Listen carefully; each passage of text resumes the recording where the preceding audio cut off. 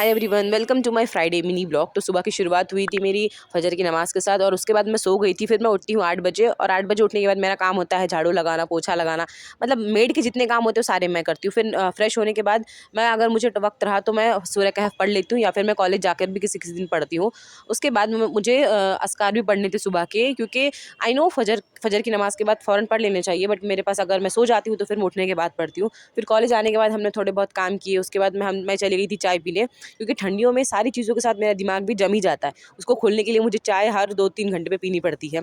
और चाय पीने के बाद मैं यहाँ पे आपको दे रही थी अपना काइंड ऑफ ओटीडी। और चाय पीने के बाद आइसक्रीम कौन खाता है? सिर्फ मैं खा सकती हूँ।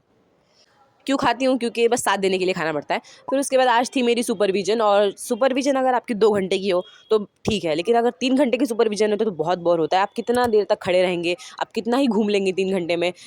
पर ठीक है, अब है तो करना पड़ता है। फिर 5 बजे हम निकल गए थे घर के लिए। घर आने के बाद मैं पढ़ती हूँ अपनी ज़ोहर की कज़ा और असर की नमाज़। फिर ट्यूशन के बच्चे आ जाते हैं, फिर वो ट्यूशन चलती है। और असर मगरिब पढ़ने के बाद मैं रेडी हो गई थी, मुझे जाना था अपनी एक फ्रेंड के, उसकी हल्दी और मेहंदी का फंक्शन था। एंड या that's it for the day. Thank you so much for watching and bye.